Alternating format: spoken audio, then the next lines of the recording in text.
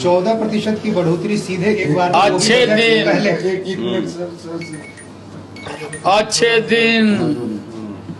अच्छे दिन सब्ज बाग दिखा के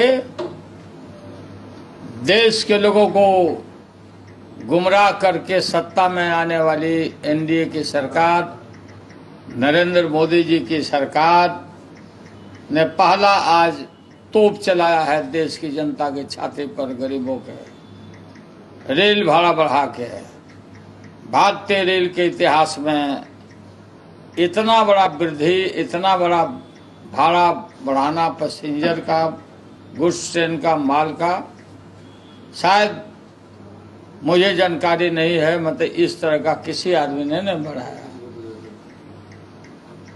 एनडीए के और बीजेपी जब जब सत्ता में आती है, देश की जनता का खून चूस करके और अपना पीठ थपथपाना और चंद लोगों को फायदा पहुंचाना भारतीय जनता पार्टी का एक करैक्टर रहा है। एनडीए की सरकार थी जब मैं रेल मंत्री था, उसके पहले एनडीए की सरकार थी, माननीय अटल बिहारी वाजपेयी जी प्रधानमंत्री थे। उस समय भारतीय रेल को ये लोग निजी क्षेत्रों में, प्राइवेट प्लेयर्स के हाथ में सौंपना चाहते थे और भारी कटौती रोजगार का भी हुआ था, नौकरी का भी, बहुत सारे पदों को समाप्त किया गया था उन दिनों में। यूपीए 1 का जब मैं रेल मंत्री बना तो भारतीय रेल का हालत बहुत खस्ता था और भारतीय रेल में जो कार्यरत 14 लाख कर्मचारी हैं, कर्मी हैं, उनको भरोसा नहीं था कि तनख्वाह भी मिलेगा। हमारे शासन के पहले हमने बोनस दिया। अब पहले बजट से ही भाड़ा में कटौती किया, 1 रुपया से मैंने शुरू किया और यूपीए गवर्नमेंट में 5 बजट मैंने पेश किया, रेल का बजट पेश किया।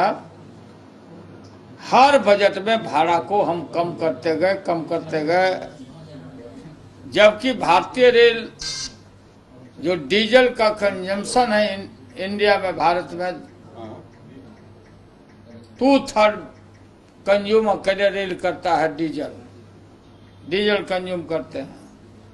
तो भारतीय रेल का टर्न अराउंड 60,000 करोड़ का बिना भाड़ा बढ़ाए हुए हमने अर्निंग किया और बोनस दिया और एश्योर किया कि भारतीय रेल को हम ऊंचाइयों तक हम पहुंचाएंगे।